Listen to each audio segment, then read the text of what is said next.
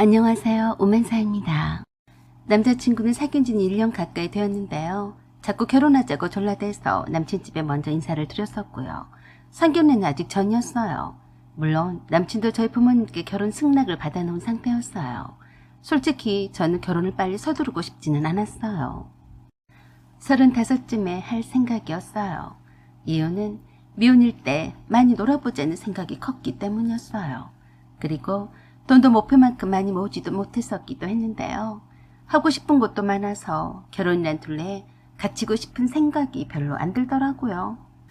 하지만 결혼이란 것도 때가 있는 것이고 어디 가서 제 남자친구만한 사람을 또 만나겠냐 싶어서 결혼을 하기로 했었죠. 아직 상견례 전이었지만 남친 집에는 2번 정도 갔었어요. 처음 인사를 드린 후로 남친 엄마가 저를 불러서 갔었죠. 저를 부르셔서 제게 그러시더라고요.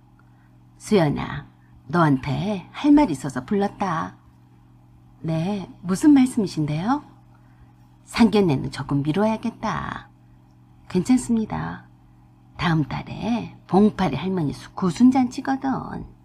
아, 네. 봉파리 큰아버지가 봉파리 할머니 구순잔치를 동네 큰 잔치를 한다고 연락이 왔지 뭐냐. 네 얘기를 했더니 봉파리 할머니께 인사를 드리라고 데리고 오라고 했어. 그날 한 이틀 정도 시간을 비워둬라. 이때 아니면 언제 집안어른들께 인사를 드리겠냐. 이틀씩이나요? 일부러 주말에 날 잡아서 하긴 한다만 미리 잔치 준비를 하러 나는 3일 전부터 내려갈 거다. 너는 그냥 잔치하는 전날에 내려와. 잔치날이 아니라 전날에요? 왜 놀라냐? 그날 큰 집 식구들과 작은 집 식구들이 다 오는데 우리만 안 가면 되겠니? 어머니, 죄송한데요. 제가 시간을 마음대로 뺄 수가 없어요. 잔치 당일에는 제가 요가 수업을 한 타임이 적어서 어떻게는 해보겠는데요. 그래? 그래도 작은 집 며느리들은 2씩이나 있어서 다들 그 전날에 미리 온다고 했다. 그 전날에 미리 와서 준비를 해야 구순잔치를 할 게 아니냐. 나만 딸랑 혼자서 오면 미안하지 않겠니? 참 난처하게 말씀을 하시더라고요. 제가 이 집 며느리도 아닌데 제가 왜 그걸 걱정합니까? 그래도 제가 공손히 말씀을 드렸어요. 어머니, 제가 아직 결혼식도 하지도 않았는데요. 며느리는 아니잖아요. 그런 소리 하지 마라. 네가 봉파리와 결혼할 마음이 없었으면 나한테 인사하러 왔겠냐? 그러자 옆에서 가만히 듣고 있던 봉파리가 예비 시어머니에게 그랬어요. 엄마, 그래도 그건 그렇지 않아요? 뭐가? 수연이가 그 전날에 가서 뭐 어쩌라고요? 모두 다 났을 텐데요. 그냥 내가 수연이랑 할머니 구순잔치 드리고 갈게요. 그럼 너도 잔칫날 당일에 온다는 말이냐? 그러면 안 되는 거예요? 예비 시어머니는 답답하다는 듯이 그러셨어요. 생각을 해봐라. 작은 집이나 큰 집 며느리들이랑 손자와 손녀들까지 다 오기로 했는데 나는 아들 하나 딸랑 있는 주제에 오지도 않고 예비 며느리 차량도 타 있었는데 콧배기도 안 비치다가 늦음하게 다 차려놓은 밥상만 받아 처먹은다면 좋아라 하겠냐? 저는 그저 가만히 듣고만 있었어요. 엄마, 그래도 어쩌겠어요. 순서가 있는 법인데 아직 결혼 날짜도 안 잡았는데 형수나 재수씨들하고는 다르잖아요. 그러자 예비 시어머니는 무척이나 속상하다는 듯이 그러셨어요. 봉파라, 너는 무슨 말이 그렇게 많냐?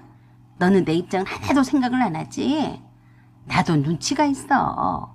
똑같은 자식인데 누구는 손자와 손녀와 며느리들 다 이끌고 와서 자취 준비를 하고 누구는 아들 하나 딸랑 있는 것이 여친과 함께 온다고 당일날 손님처럼 온다고 하면 좋아라 하겠어? 할머니가 뭐라고 하시겠냐? 못뼈 처먹었다고 할 것 아니야. 알았어요. 그럼 제가 그 전날에 내려갈게요. 수연이는 당일날에 인사를 드리러 오는 걸로 해요. 알았죠? 알긴 뭘 알아? 아들 키워봤자 하나도 필요가 없다니까. 암튼 수연아, 난 네가 그 전날에 와주면 나도 기가 살고 내가 든든하겠다. 봉파리 할머니가 얼마나 좋아하시겠냐. 되도록이면 그렇게 해라. 봉파리 어머니 참 만만치 않으신 분 같았어요. 그래도 좋은 게 좋은 거라고 좋게 생각을 하기로 했어요. 제가 마음에 들지 않으셨다면 그렇게 봉파리 할머니와 그 외 식구들에게 자랑하고 싶어 하진 않으셨을 테니까요. 그래서 말이라도 그랬어요. 죄송해요. 대신에 구순잔치 하는 날에 제가 일찍 갈게요. 예비 시어머니 입장도 어느 정도는 이해가 갔어요. 아들만 딸랑 한 명 있는데 혼자서 왜 외롭지 않으시겠어요. 그 나이에는 자식들 빼고 뭐가 있나요. 저희 엄마도 외갓집에 가시면 맨날 자식들 얘기만 하시는데요. 특히나 봉파리 할머니도 예비 시어머니에게는 꽤나 꼬장꼬장한 시어머니셨다고 했어요. 봉파리 어머니도 시어머니 눈치를 상당히 보시는가 싶었어요. 그때는 몰랐지만 지금에서야 그런 생각이 드네요. 그 연세에도 시어머니 눈치를 살피시다니 참 봉파리 할머니도 대단하다는 생각이 들었습니다. 예비 시어머니가 온 식구들한테 부족한 제 자랑을 다 늘어놓으셨다고 하니까 예비 시댁에 첫인사를 드리러 갔을 때보다 더 긴장이 되었어요. 아침 일찍부터 잘 가지도 않던 미용실에 미리 예약을 해서 헤어 메이크업까지 했어요. 옷은 아이보리색 드레스에 한껏 여성스럽게 치장을 하고 축하 꽃바구니를 들고 구순잔치를 한다는 시골 동네로 갔습니다. 봉파리 할머니의 구순잔치는 봉파리 할머니가 사시는 마을회관에서 했어요. 저는 봉파리 할머니 집에서 간소하게 하는 줄 알았는데요. 그게 아니더라고요. 동네 잔치였어요. 마을회관 앞에는 평상과 돗자리를 깔고 흰 천막으로 햇빛 가리개로 해서 옆 동네 사는 분들까지 다 오셨어요. 그뿐만이 아니었어요. 면사무소 직원들까지 다 초대받아서 왔더라고요. 일찍 출발해서 갔는데도 불구하고 벌써부터 다 자리를 잡고 있는 사람들이 많아서 깜짝 놀랐어요. 제가 꽃바구니를 들고 봉파리 안내를 받으며 봉파리 할머니께 가고 있는데 다들 쳐다보고 난리가 났어요. 그런 봉파리가 제게 그러더라고요. 수연아, 고개 빳빳이 들지 말고 무조건 인사해. 여기는 시골이야. 예의 바르게 해야 해. 라고 하면서 쳐다보는 동네 어른들께 허리 굽혀서 인사를 하느라 한 발자국도 잘못되더라고요. 하는 수 없이 저도 따라서 했어요. 그런 저를 예비 시어머니 깜빡 웃음을 지으시며 내 며느리예요. 라고 자랑을 하시더라고요. 아이고 매 봉파리 각시야. 그 조그마한 것이 벌써 장가를 갔어? 아니단께요. 색시들 사람이란께. 왔다며. 겁나 이뻐 불었네. 어디서 이런 미스 코리아를 데리고 왔다냐. 누가 누군지도 잘 모르는 분들의 환대를 받으며 오늘의 주인공이신 봉파리 할머니께 인사를 곱게 드렸어요. 그러자 제 두 손을 잡아주시면서 그러셨어요. 오메 오메 우리 종파리도 이제 며느리를 보게 생겼네. 고맙다이. 오니라고 욕받다. 뒤에 봉파리 할머니께 인사를 드리러 오신 분들이 많아서 바로 빠져나왔지만 봉파리 할머니께서 제가 이뻐 죽겠다고 주위 분들한테 말씀하시니까 봉파리 어머니도 무척 좋아하셨어요. 그런 저를 봉파리 어머니가 친척분들께 인사를 드리게 한 뒤에 주방 쪽에서 열심히 상을 차리고 있는 예비 동서들에게 저를 소개를 시켰어요. 봉파리 색시들 사람이니까 서로 얼굴도 크고 잘 부탁해 라고 하시며 그 자리에서 앞치마 몸빼바지를 제게 주시더라고요. 인사는 대충 다 드렸으니까 바쁘니까 너도 빨리 이 옷 벗고 이걸로 갈아입어라. 네 형님들 차롭게 일하고 있는데 네가 늦게 와서 이 차림으로 놀고 있으면 욕먹는다. 얼른 저기로 가서 갈아입고 나와라. 네? 싫어요. 그냥 이대로 있을래요. 고집 피울래? 거추장스럽고 어떻게 이 옷을 입고 일한다고 그러냐? 그러시면서 예비 시어머니는 무턱대고 제 손을 끌고 화장실로 저를 밀어 넣으셨어요. 바쁘니까 빨리 갈아입고 나와라. 억지로 화장실로 밀어놓고 화장실 앞을 가로막고 있었어요. 꼼포니 몸빼바지에 빨간 헐렁한 티셔츠에다 앞치마를 두르라니. 이걸 입더라도 나의 타고난 미모가 어디로 가겠냐마는 오자마자 이게 무슨 일이야. 내가 옷을 갈아입는 동안에 행여라도 누가 문을 열지도 모른다며 화장실 앞을 지키고 서 있는 예비 시어머니. 하는 수 없이 부랴부랴 갈아입긴 했어요. 그런 저를 데리고 주방 쪽으로 가서 음식을 담고 나르라고 시키셨어요. 그러시면서 제게 그랬어요. 모르긴 몰라도 봉파리 할머니가 다 보고 있으실 거다. 다 너를 위해서야. 나를 위해서라고? 별로 봉파리 할머니한테까지 이쁨을 받고 싶은 생각은 없었는데요. 저에게 자꾸 시키셨어요. 이거 봉파리 할머니 앞에 네가 직접 갖다 드려라. 뭐 필요한 것이 없나 빈 접시는 가져오고 말이다. 그래서 엉겁기로 시킨 대로 다 했어요. 사람들이 몰려오니까 시장바닥처럼 정신이 하나도 없더라고요. 봉파리한테 말을 들어보니까 아침 일찍 한복을 입고 가족 기념사진 다 찍었다고 했는데 기념식 같은 것은 생략하고 바로 오신 분들에게 잔치 음식과 술을 대접을 한다고 했어요. 낯선 곳에 낯선 사람들 뿐이라서 무조건 예비 동서들이 시킨 것이나 따라서 하고 시어머니가 이곳저곳을 일을 시켜 잡숴도 그대로 따라 했어요. 저는 이런 경우는 처음이라서 어떻게 해야 할지도 모르겠고 봉파리는 술 사러 갔다며 보이지도 않았어요. 한참 만에 나타난 봉파리는 잘 한가득으로 막걸리를 엄청 사왔더라고요. 막걸리를 큰 고무통에 사온 얼음물통에 넣으면서 저를 살짝 보더니 배꼽 잡고 웃고 나자빠지려고 했습니다. 수연아, 너 진짜 잘 어울린다. 사진 한 번 찍어줄게. 이거 막걸리 한 병 들고 있어봐. 그 정신없는 와중에도 사진을 찍는다니까 또 폼을 여러 번 잡아줬더니 봉파리 어머니가 그새 나타나서 제게 뭘 하셨어요. 지금 뭐하고 있냐? 어서 할머니께 시원한 막걸리 한 잔씩 올리고 여기 독립분들한테 술 한 잔씩 따라라. 저는 그냥 봉파리 할머니께 막걸리를 여러 병 들고 갔어요. 술 한 잔씩 따르라고 하는 것은 봉파리한테 한 말인 줄 알았죠. 제가 봉파리 할머니께 막걸리를 따라서 드리자 그새 봉파리 어머니가 뒤에 따라와서는 그랬어요. 여기 어른들도 다 따라드려라. 그러면서 또 우리 봉파리 각시될 사람이에요. 봉파리 어머니는 유독 봉파리 할머니와 그 자리에 함께 앉아있는 어르신들께 극진한 것 같았어요. 오늘의 주인공을 위한 것이려니 생각했어요. 그런데 다른 테이블에서도 누군지 모르지만 그러더라고요. 어이, 여기 와서도 막걸리 한 잔씩 따라봐. 왜 거기만 따라주는가? 그러자 봉파리 어머니가 그러더라고요. 암요, 따라드려야죠. 수연아, 저기 가서도 한 잔씩 따라드려라. 딱 보아하니 동네 남자분들이었어요. 친척도 아닌 것 같고 그저 이웃 동네 사람들 같았는데 나이도 별로 지긋해 보이지도 않았고요. 그러기 싫더라고요.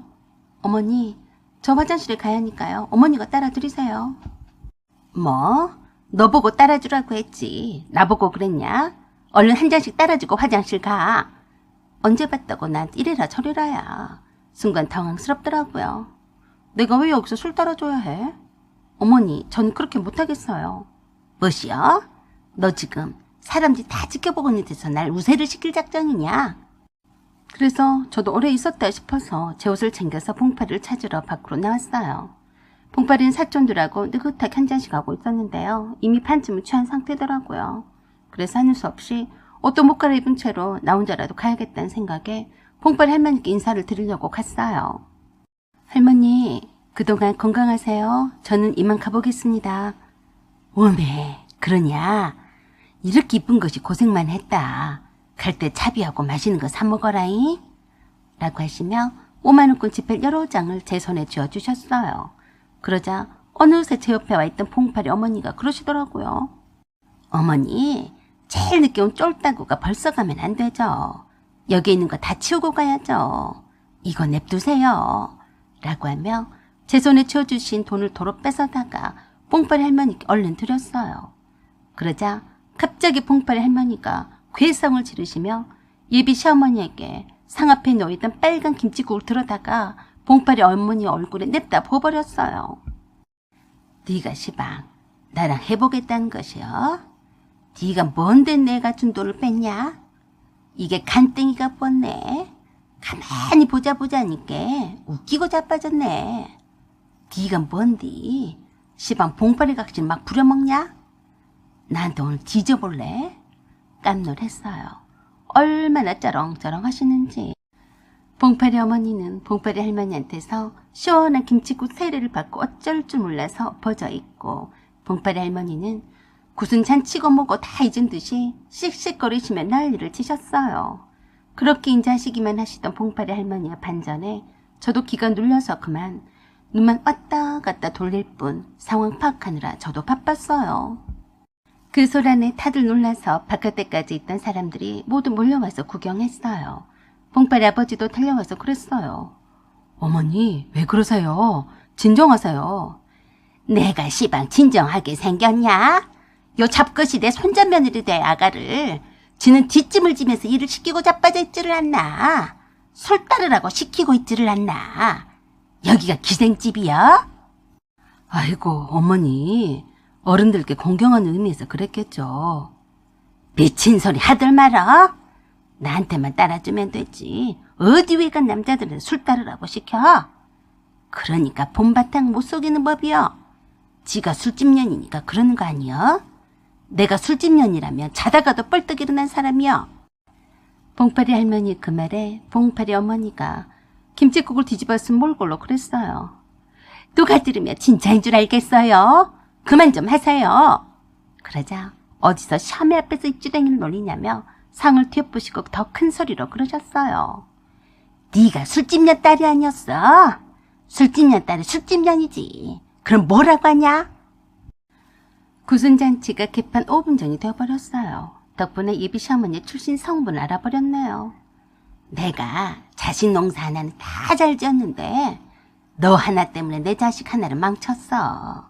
시도 때도 없이 맨날 술집에서 놀고 자빠져 있는 네 시아버지 땜시 얼마나 고생하고 살았는 줄 알긴 하냐? 내가 술집년이라고 하면 이가 갈리는 사람이란께.